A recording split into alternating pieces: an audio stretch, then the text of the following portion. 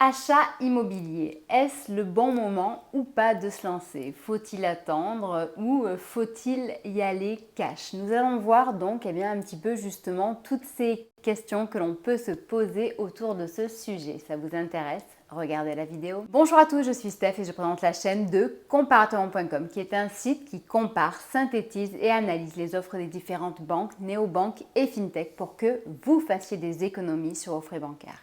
Aujourd'hui, on va parler investissement et plus précisément investissement immobilier. Donc, si ce type de sujet vous intéresse, je vous invite à vous abonner à ma chaîne YouTube. Vous pouvez également, bien entendu, liker la vidéo, la partager et poser vos questions ou partager votre expérience en toute celle-ci. Sachez que, comme d'habitude, je mettrai dans le descriptif des informations concernant ce sujet de l'immobilier, mais également concernant différentes fonctionnalités, différentes solutions dont je vais vous parler. Vous aurez tout sous cette vidéo. Au cours d'une vie, on se pose souvent la question de l'achat immobilier. Faut-il y aller? Est-ce le bon moment? Et très souvent, vu quand même que c'est un lourd investissement, on trouve des freins. Là où parfois il n'y en a pas. Mais là, je reconnais qu'en ce moment, quand même, c'est assez chargé. Donc, on va faire un petit peu le tour justement de tout ce qui se passe en ce moment. Donc, par exemple, vous le savez, les taux de crédit immobilier ont augmenté. L'augmentation est énorme en effet, puisqu'on voit qu'en l'espace d'une année, on est passé de 0,7% à 3,2% grand maximum en moyenne. Donc si on a un bon taux, on peut espérer avoir du 2,4%, mais c'est quand même pas donné à tout le monde.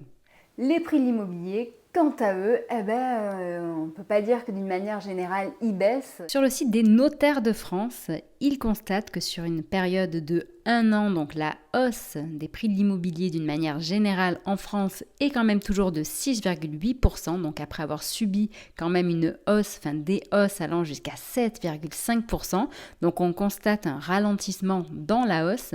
Du côté des experts immobiliers, eux, certains constatent plutôt une stagnation de certains biens, cependant avec l'inflation, au final ça fait quand même une perte de pouvoir d'achat.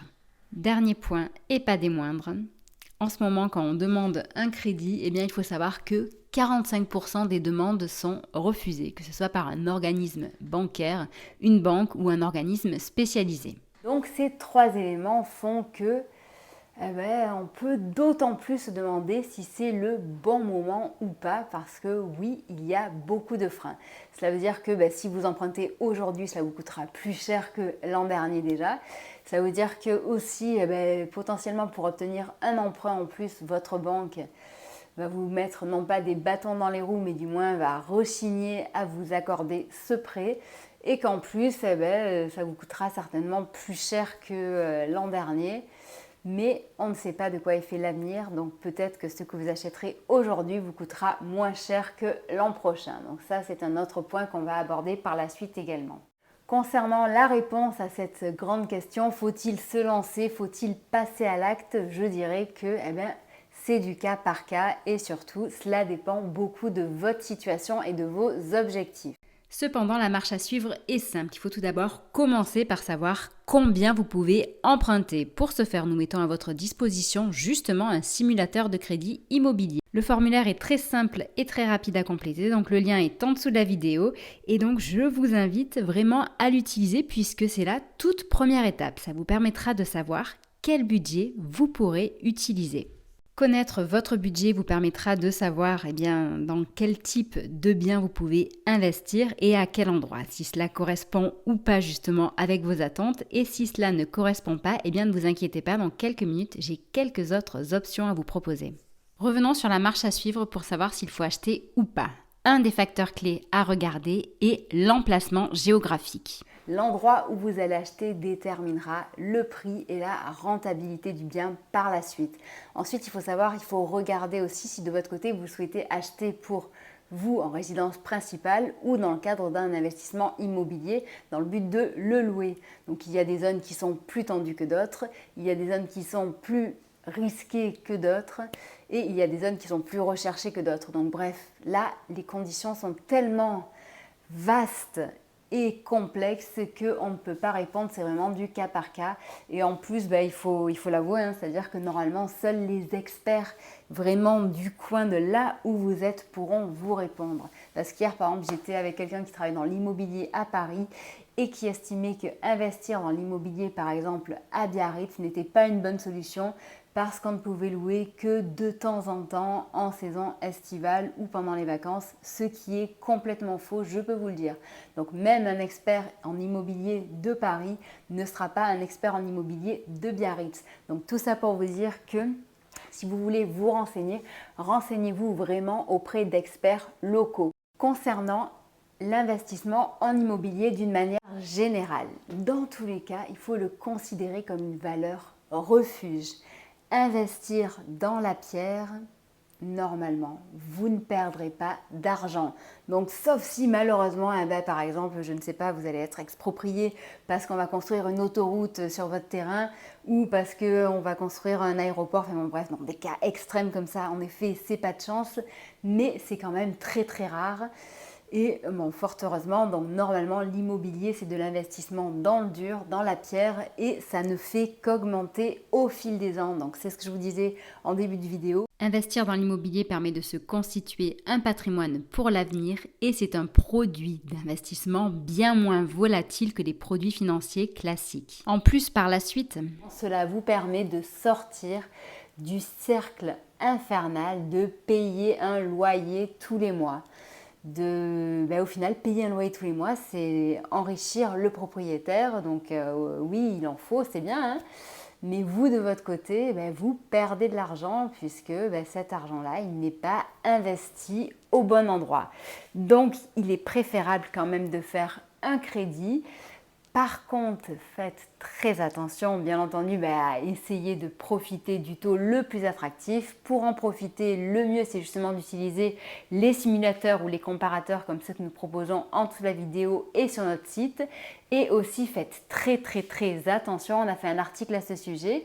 Mais sachez que face à l'inflation, à la crise, tout ça, la BCE incite les banques à relancer et à reproposer les crédits à taux variable. Donc en sachant que les crédits à taux variable, c'est aussi un petit peu ce qui a causé la perte des États-Unis avec les subprimes et aussi ce qui cause de gros problèmes en ce moment au UK.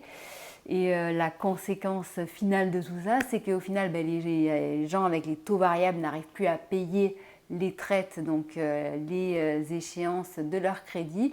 Et conséquence, la banque devient propriétaire du bien immobilier. Donc vous, de votre côté, vous perdez tout. Donc évitez, s'il vous plaît, de souscrire à un taux variable. Donc, bon, on est dans une vidéo, on parle un petit peu de crédit, donc je me dois de vous rappeler que dans tous les cas, quand vous prenez un crédit, avant de vous engager, il faut vérifier votre capacité de remboursement et que il est nécessaire de le rembourser. Donc un crédit, ça ne se fait pas à la légère.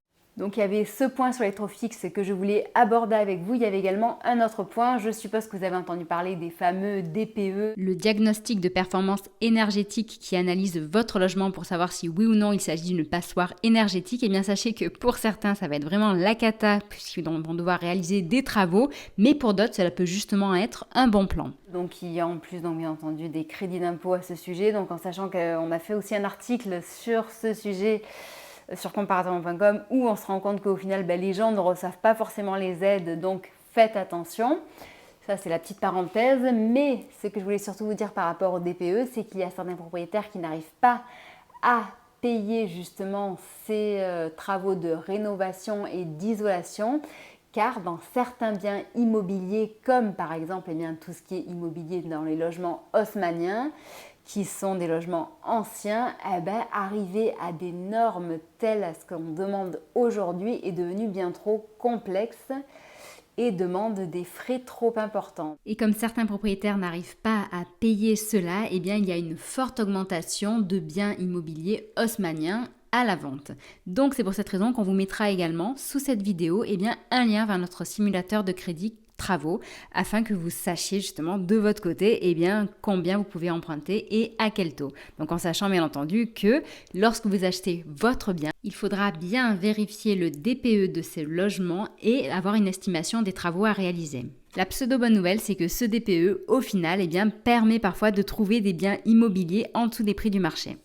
Donc, si vous, de votre côté, vous avez des fonds que vous souhaitez les investir, sachez qu'il faut regarder de ce côté-là. Dernière chose concernant justement l'achat immobilier. Donc, l'achat immobilier, c'est le fait de devenir propriétaire de son logement. Mais il y a de nombreuses alternatives. Aujourd'hui, je peux vous en présenter une si vous le voulez et dans une prochaine vidéo, il y en aura certainement d'autres. Donc, je voulais vous parler des parkings. En effet, le fait d'acheter déjà un parking, c'est un immobilier locatif qui est bien moins contraignant que louer par exemple un studio ou un petit appartement.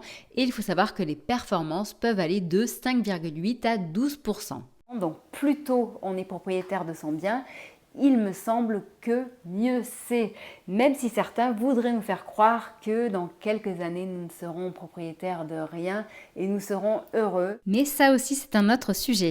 Bonne nouvelle pour conclure la vidéo qui a été tournée avant les fêtes, sachez que j'ai lu il y a quelques temps que à partir de janvier, à partir de 2023, il se pourrait que les taux repartent à la baisse. On va faire un article là-dessus, on va faire une enquête. Revenons à la question principale qui était faut-il ou non se lancer dans l'achat d'un bien immobilier? Je dirais que ça dépend beaucoup de votre situation, de votre budget, de votre état financier. Mais dans tous les cas, par rapport du moins moi à ce que je pense, je dirais que le plus tôt on peut le faire, le mieux c'est. N'hésitez pas et quel que soit au final malheureusement le contexte, puisqu'on ne sait pas de quoi demain est fait, peut-être que ça sera pire, peut-être que ça sera mieux, mais on n'en sait rien. Depuis toujours, l'homme redoute l'apocalypse, la fin du monde. On parle beaucoup de l'effondrement de notre système économique, mais il faut savoir justement que nous entretenir dans ce système de peur, ça permet aussi un petit peu de mieux, entre guillemets, nous manipuler. Ça, c'est aussi un autre point. Il me semble donc qu'aujourd'hui, pour s'en sortir, il faut d'abord avant tout penser à soi, à construire son présent et préparer son avenir. C'est vraiment très important. Sachez que nous sommes présents sur Facebook, Twitter, Instagram et LinkedIn pour répondre à vos questions, pour vous aider à réduire vos frais bancaires, pour vous aider aussi à investir votre argent en sachant que nous ne sommes pas un conseiller financier. En revanche, nous travaillons main dans la main avec un expert, justement un conseiller financier qui est immatriculé auprès de l'ORIAS. Il peut vous aider à mettre en place une stratégie d'investissement. Celle-ci sera basée à partir de votre bilan social et patrimonial et du budget que vous êtes prêt à investir. Donc cela signifie qu'il faut que vous soyez prêt à investir de l'argent et un petit peu plus quand même que quelques centaines d'euros. Voilà, donc si jamais cela vous intéresse, je vous mettrai en dessous de la vidéo également ces coordonnées en sachant que ces actions sont gratuites et sans engagement. Je vous souhaite une très bonne journée et je vous dis à bientôt, au revoir.